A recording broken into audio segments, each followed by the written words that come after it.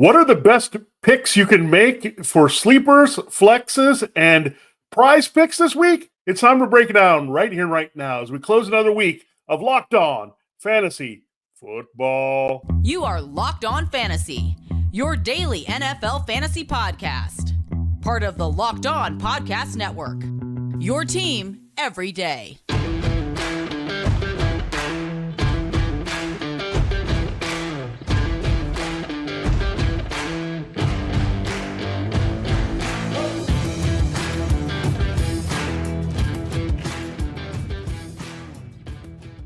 Greetings, everyone, and welcome to another edition of the Locked On Fantasy Football Podcast. We are a destination to become the smartest fantasy football player in the league. We're part of Locked On Podcast Network, your team every day, your fantasy football team every day. I'm one of your co-hosts, Vinnie Iyer, and I'm not doing this. I'm writing about NFL, fantasy, and betting for SportingNews.com. Hey, I'm Michelle Magdziuk, researcher at NFL Network and fantasy analyst for NFL.com. All right, Michelle, it is a very good Friday here as we go in. Hopefully you had some of those good assets playing on Thursday night. It was pretty nice for your primary players, and Gabe Davis did come through. If you did work him into the lineup, a good matchup, and he came through. Basically every one of the Dalton Bills Kincaid. did. Dalton Kincaid, everybody. So the Bills unlocked their offense. Even the Buccaneers had some decent games all around with both Mike Evans and Chris Godwin scoring in the game. So really not a bad start to the fantasy week here with all the teams in action. Now, we're going to dive deep here. We're going to do a little bit differently. We have been looking at some DFS price points there. We will still look at DFS and examine our price picks of the week. We'll have that. But we're going to do something a little different.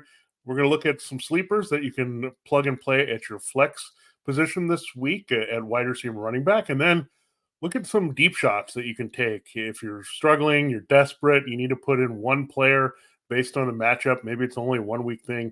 Go with that. And of course, if you find these players in DFS, you'll find really good values with them as well. So a little bit of a change up from the usual, but I think you'll still get what you need here. And let's go right into this, Michelle. It is a Friday here, so this episode is brought to you by PrizePicks, the easiest and most exciting way to play daily fantasy sports. Go to prizepicks.com/LockedOnNFL. Use the code all lowercase LockedOnNFL for first deposit match up to $100, and we'll have those more or less predictions for you later in the show. All right, Michelle, 3 players that you must put in your flex depending on the size of your league.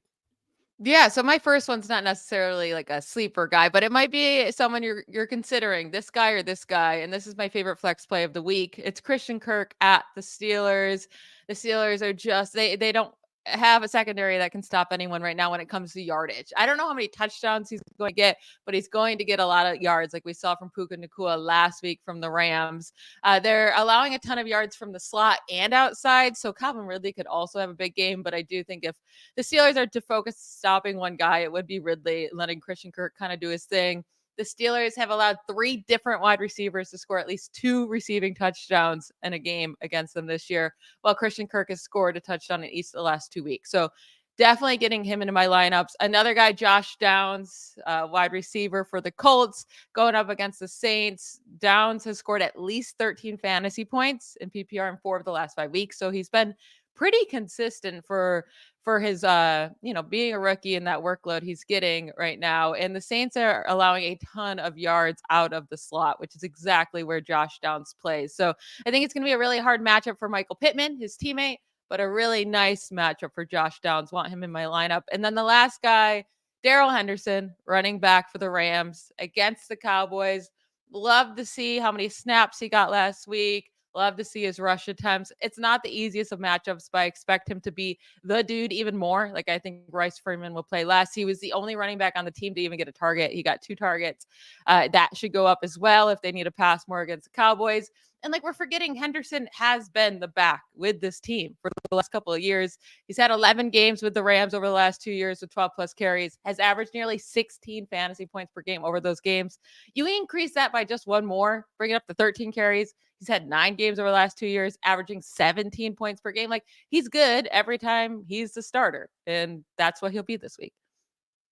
Yeah, those are really good calls. I mean, Daryl Henderson is a volume-based play. I really like the matchups for the other two in particular there at wide receiver. And I have a couple wide receivers and a running back as well. And we've talked about how great Kirk has been better than Calvin Ridley. I do actually like Calvin Ridley to rebound, but Kirk and Downs keep it up what they've been doing there this season. Now, I'm going to Romeo Doubs as one of my sleepers this week against the Vikings. I look at the Vikings; they're playing better defense with Brian Flores starting to figure out, but they're still weak on the back end. There's some good matchups there they can exploit against those cornerbacks in Minnesota. So you're looking at this game; it's at home. We know that you have typically Jordan Love plays better at home. You have Christian Watson. He's probably going to play with a knee injury, so you practice him full. But they're going to be down Luke Musgrave, so a key target's going to be out. I think you'll see a little bit more run from Jaden Reed, but actually the slot corner Cameron Bynum had 2 interceptions there for the Vikings. So this could be a nice matchup for Doubs on the outside. I think they're going to get back on track here. Remember his first game, he had a big splash against the Vikings last year, the opener. So he's used to playing against the secondary, and I think he'll have a very nice game for you out of the flex. Now, George Pickens, again, he's a little bit probably higher end for some of you, but we do have Deontay Johnson battling maybe re-aggravation of the hamstring, so we'll watch that here and see if that affects him going forward. But George Pickens, Kenny Pickett, you look at this matchup here. If Tyson Campbell is going to play here for the Jaguars, it would be more on the Johnson side of things. Darius Williams has been making plays on the ball, but I still think you can beat him downfield and to get some scores out of him. It's interesting. Jaguars have a pretty good defense overall, but they can give it up to wide receivers in coverage here. So George Pickens is in a good spot, especially with high volume. I think the Jaguars will be in control of this game and win it, and therefore the Steelers probably going to have to put the ball up quite a bit, and they're definitely not going to run on the Jaguars. And finally, this is not for the faint of heart, Michelle. This is just looking at the matchup, looking at the Panthers desperately need a win. How are they going to get this win? You've got to run against the Texans. You cannot pass all that well. You don't want to put one Bryce Young in harm's way against his former teammate at Alabama, Will Anderson Jr. The Terminator's out there on the other side. So you got to run the ball. The Texans, that's where their defensive weakness is. They're going to play some zone defense, so there's going to be some things you can do here. They should get a little healthier on the offensive line this week, a key run blocker coming back for the Panthers. So when we look at this, it's a good opportunity here. I don't think the Texans are going to run away with this game. And I look at Chuba Hubbard. I don't think he's just separated from Miles Sanders. They paid Miles Sanders a lot of money. He's practicing in full. They want to get him the ball. He was actually doing pretty well early. And just the injury derailed him and the usage and the matchups and all those things. But now I think that he's fully healthy. I think we forget that Miles Sanders can be explosive at times from last year. So I think this is a good opportunity for both of these guys. They're going to split the work. But I do like the matchup against the Texans this week. And they did have this matchup last year, by the way, and Hubbard did really well with Christian McCaffrey getting hurt in that game. Yeah, that's the whole thing with this backfield right now. It's like if you knew Hubbard was going to get all the touches or most of the touches, you're like, cool, love this. Or Miles Sanders. But now with Sanders back, do they split? That's the hardest part here. Like you just want one of them to have the backfield, and we'll have to see what that looks like. But I do think one of them has a really nice game. It just comes down to who gets the majority of the touches.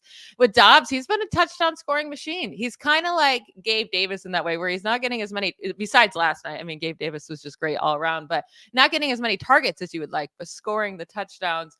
And Pickens, I'm wearing my Steelers sweatshirt right now. I have a hard time trusting that offense. So he could have a great game. I just can never trust the Steelers players because I'm too scarred. I have a lot of scars on me from watching them over the last couple of years. Yeah, I just think you look at them. I mean, flex play where you're looking for, I think you can get that out of them. I'm not saying these guys are going to dominate and carry you to victory, but they're going to maybe exceed expectations this week. And that's all we're looking for with the projections there. So we'll get into some actually deeper sleepers in our next segment there, Michelle. And we have some interesting ones to talk about there. Yeah, we'll get into that in our next segment. Just first, let's talk about one of our sponsors. This episode of Locked On Fantasy Football is brought to you from FanDuel. Snap into action this NFL season with FanDuel, America's #1 sports book. Right now, new customers get $200 in bonus bets guaranteed when you place a $5 bet. That's $200 in bonus bets, win or lose. If you've been thinking about joining FanDuel, there's no better time to get in on the action. The app is easy to use. There's a wide range of betting options, including spreads, player props, over-unders, and more. My favorite player prop for this weekend is Adam Thielen over 63.5 receiving yards against the Texans. So that's Carolina Panthers old man Adam Thielen over 63.5 receiving yards against the Texans. Thielen has hit this over in each of his last 4 games. You can sign up and place bets for games this weekend by visiting fanduel.com/lockedon. Again, that's fanduel.com/lockedon. FanDuel, official partner of the NFL. All right, Vinny, getting into some deeper sleepers of the week. So risky plays, very risky plays, but they have high upside. So if you're really looking to throw someone into your flex that can score a lot of points, these are the guys. I'll talk about one of mine first, and then I'll let you go with one of yours. So first one is Rashee Rice at the Broncos. He had a career high 40 snaps last week. Had a career high 72 receiving yards against the Broncos in week 6. So they're playing each other in these matchups like twice in the last 3 weeks.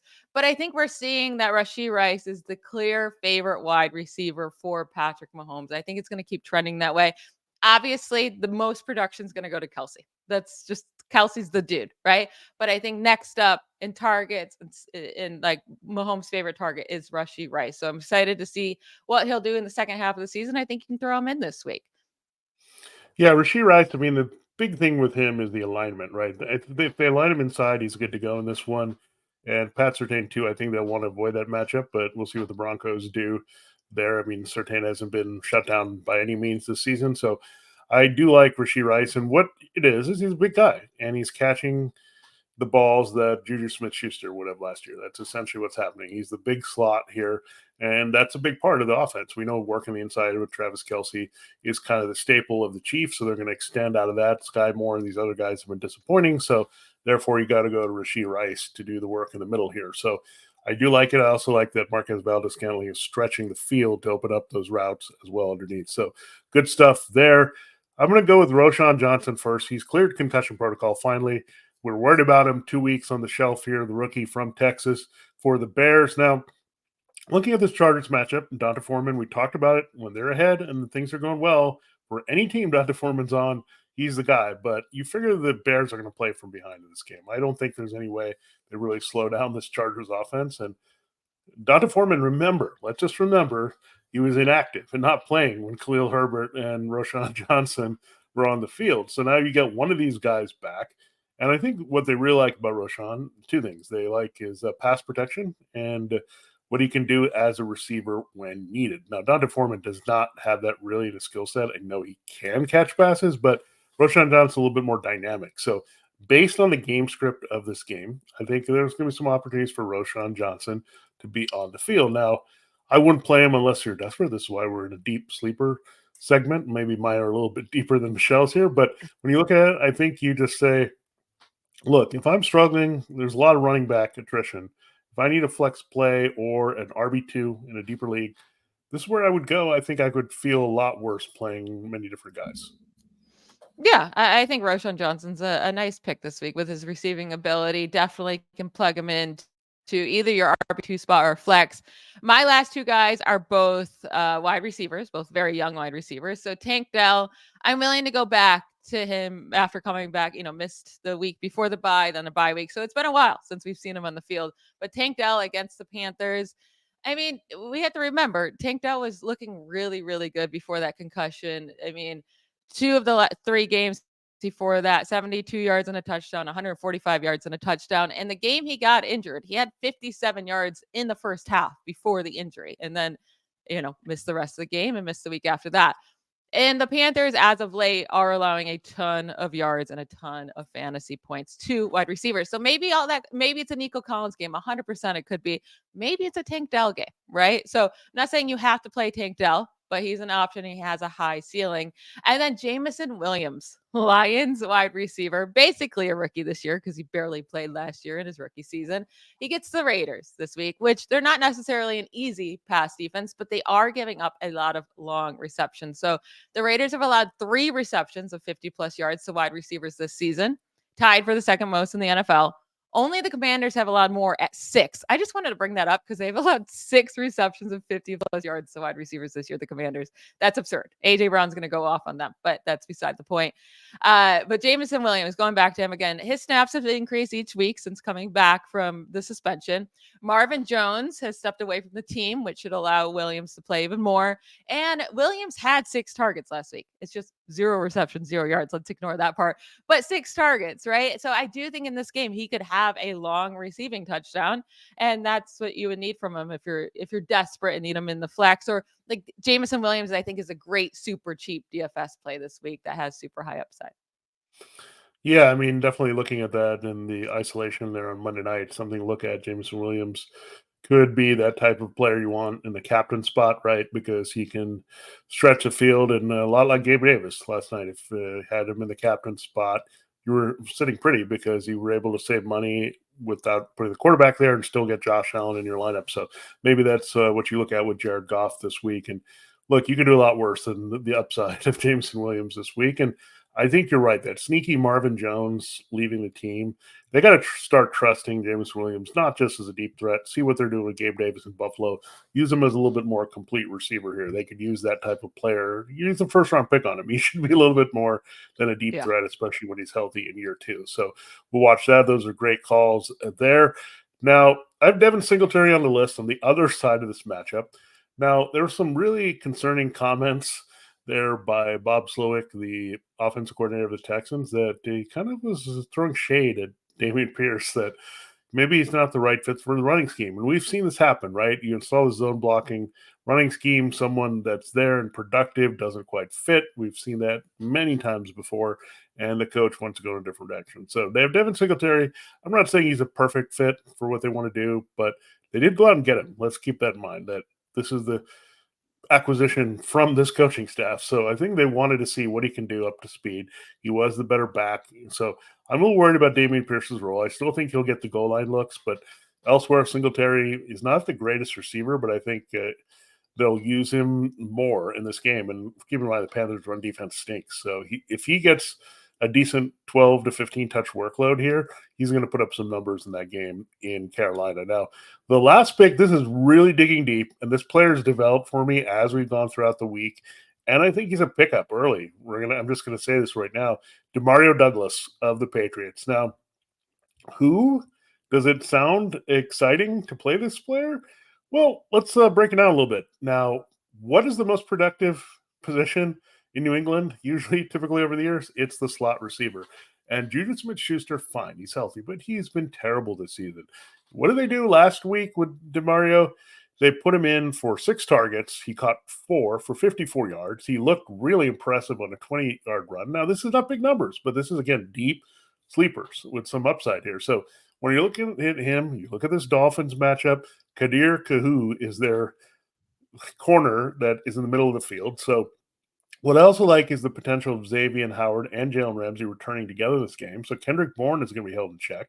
Bill Belichick is not going to force it on the outside. So by far the best matchup is on the inside. So it really comes down to the Patriots should have eyes. They saw Juju was doing nothing. This guy immediately provided a spark in the offense. In a game they won, he was key to that win against the Bills. So I think this could be a really sneaky little play here and develop more into a key target here. Remember, they're screaming for people to make plays in New England. Yeah, I think either like somebody in this on the Patriots wide receivers is going to have a big game. Like Kendrick Bourne was last week, and he could have it again, but you would expect that they're going to have to throw a lot against this Dolphins defense. I know that the Patriots held Miami's offense, earlier in the season, but that was in New England. I think it's going to be different at Miami, and Miami just got held last week against Eagles. I think they're going to be hungry to score a lot of points here. So I like that someone on the Patriots is going to go off, and that could be Demario Douglas. I do have a question for you. I already said I like Roschon Johnson, but Devin Singletary. So if you had to choose between Devin Singletary or Dameon Pierce this week against the Panthers, you would go with Singletary? This is why I'm not making this decision in a lot of leagues, but I think they're both viable. I think this is a lot like the situation I just described on the other side with Chuba Hubbard and Miles Sanders. Unfortunately, there's so many like this. You could even say Dante Foreman, Roschon Johnson. There's so many like this where it's going to be, what does the coach do? Who's he going to put in? Are we playing the hot hand approach? So I think the matchup is too good where I think I could play both of these guys. I would hope that you don't have both. I wouldn't Yep. want to play both. But if you have one or the other, I would plug them in your flex spot. That's what I would do. I would not put them as an RB2, either one. No way. But flex spot this week, just because of the unknown workload and just how bad the Panthers' run defense is, I think it's worth a shot, right? I mean, multiple backs in same backfields have gone off against them. So, and I also think maybe CJ Stroud will keep the Texans playing from ahead, all that good stuff. So, take a shot. I mean, you could do, again, any running back that's touching the ball in a good matchup, you have to have our attention. Yeah. And it will be interesting to really keep an eye on those snaps between Singletary and Pierce, because if it starts going even more to Singletary, then that might be the guy to pick up. And like you said, maybe he is better in this scheme and maybe he has more production than Pierce. Yeah, we'll break down our picks in our final segment there for you. And if you're new to PrizePicks, well, we have good news. I can tell you how to get in on it right now. All right, so this episode of Locked On Fantasy Football, as I mentioned at the top, is brought to you by PrizePicks. It's a daily fantasy sports made easy. It's the most exciting and easiest way to play. It's just you against the numbers instead of battling thousands of other players, including pros and shark. You just pick more or less than the projections available. And there's just 2 to 6 that you got to pick from player stat projections. And you just watch those winnings roll in there. It's most fun. You can win up to 25 times your money there. And really, it's fun because you can think about turning $10 into $250 with just a few taps. PrizePicks is really simple play. You can make your picks and submit your entry in less than 60 seconds. You can also expect quick withdrawals, super easy gameplay, enormous selection of players and stat types. Those are all what make PrizePicks the #1 daily fantasy sports app. PrizePicks now offers Apple Pay for quick and easy deposits in your account this football season. So check it out. It is great, and we're going to give you some great picks here to dive into as well. Go to prizepicks.com/LockedOnNFL and use the code LockedOnNFL for first deposit match up to $100. Go to prizepicks.com/LockedOnNFL. Use the promo code LockedOnNFL for a first deposit match up to $100. This episode of Locked On Fantasy Football is also brought to you by DoorDash. And look, we need our local favorites on call here during our NFL Sundays, and it's coming up. We want to watch the games. We want to see how all our fantasy players are doing, watching Red Zone or having multiple screens up. Well, we don't have time to go get food or make food, so we need someone to come to us, and DoorDash is going to be that service that delivers literally for what we're looking for, whether you want pizza, wings, soda, burgers, traditional things on game day, or looking for a run from the grocery store that includes chips, dips, nachos, and drinks. Well, they'll take care of you at DoorDash. So kick back at kickoff throughout the whole game with unbelievable deals and everything you need to just watch the party there and enjoy the scoring in fantasy football. So check it out. All your favorite local restaurants will be available there for you. That's 50% off for $10 value when you spend $15 or more on your first order when you download the DoorDash app and enter the code LOCK23. That's again, you get $10 of top value here, 50% off on your first order when you spend $15 or more. That's LOCK23 there on DoorDash. Check it out. Download the DoorDash app and do that. Subject to change, terms do apply. All right, Michelle, it is that time of the week. We're about to close the week of shows here and look at our end of our books here for week number 8. So let's reveal your 3 picks of the week. And I'm really feeling bad about the Tyreek Hill Cooper Kupp thing from last week. It just didn't work out. I don't know what happened to Cooper Kupp last week.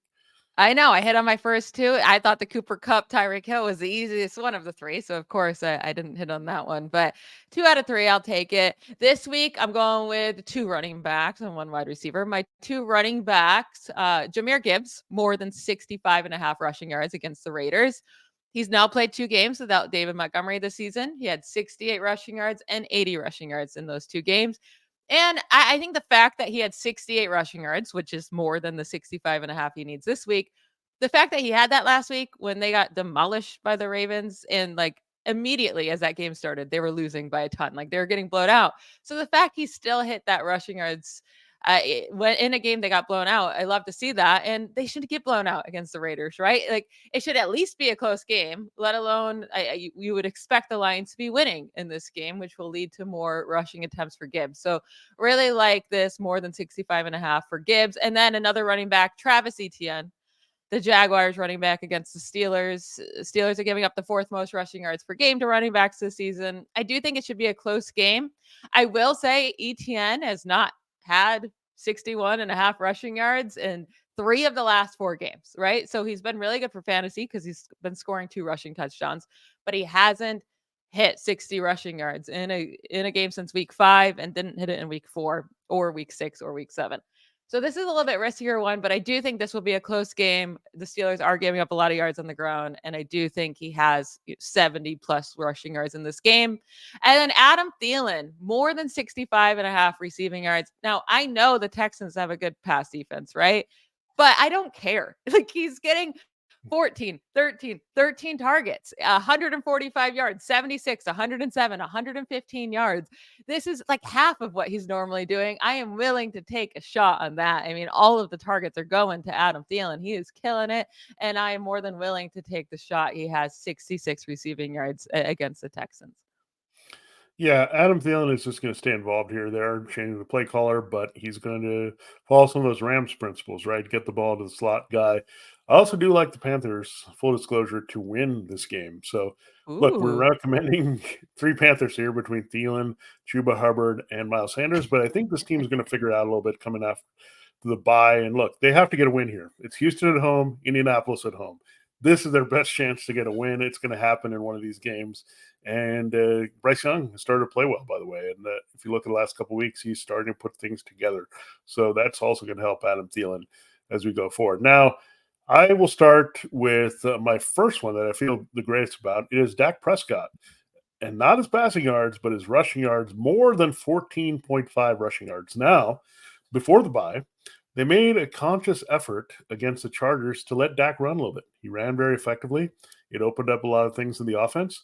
It said, okay, we need some support here. Tony Pollard is not going as much as we want.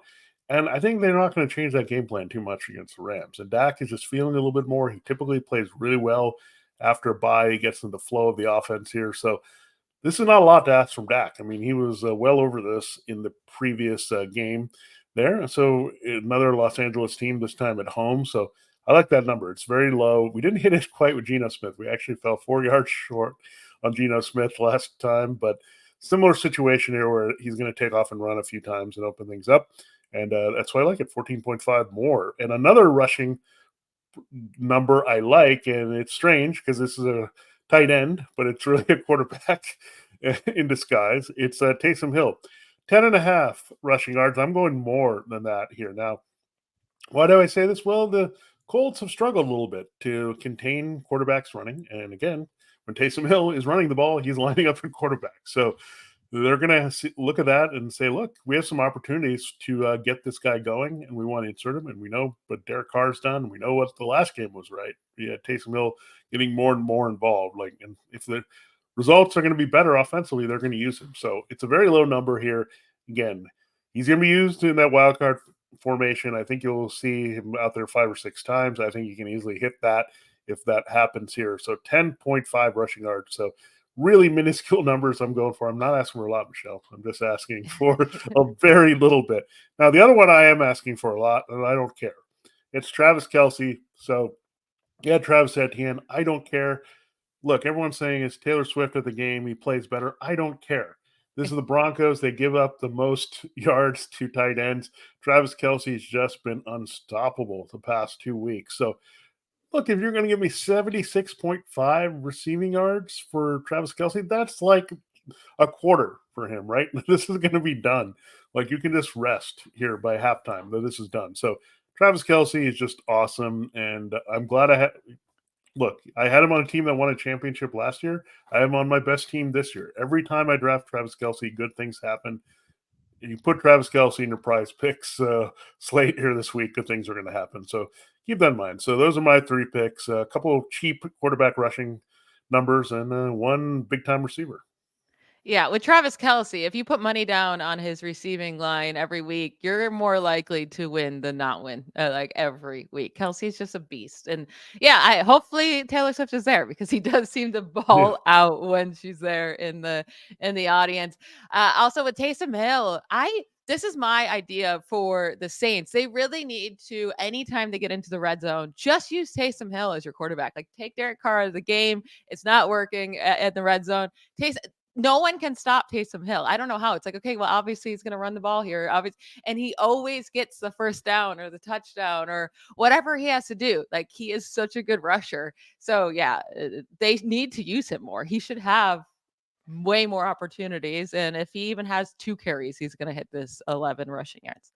Yeah, I think he's going to become a bigger weapon for them the second half. So I'm excited to see that. And look, I wasn't comfortable about him doing much else here, but yeah, there's not a lot of action that you can get on him as a receiver. So taking this one, I mean, that's what he does. And again, I think you'll see him out in the field a little bit more this week. And I do actually like the Saints in that game. If they're going to be smart, that means using Taysom Hill there. So good stuff all around this week. So a lot of these players that you can also consider for your DFS prices as well when we're looking at the flexes and sleepers. Those are also guys that you can target there at their price point. Now, Michelle, I'm going to just ask you one question and before we're out, because you're a little bit in tune with the 49ers. Would you play Sam Darnold if you really needed to at quarterback if Brock Purdy's out? Well, Brock Purdy, I do expect to be out for sure. I really, really, really don't want to play Sam Darnold. Okay. But, like, I'd rather play him than a Geno Smith, or I might even rather play him than a Trevor Lawrence. Like, it's pretty close there for me. So I think you can play him, but with no teams on bye, you would have to be yeah, it would have to be really bad. Yeah, you'd have to take a big leap of faith there, but he is very cheap in DFS, so that's the one thing. Yeah, But yes, it's interesting. If you put yeah, because Darnold and, CMC together, maybe I mean, they used to be teammates, right? He used to yeah, throw him those touchdowns. That yeah, can we'll happen. see. Yeah, all right.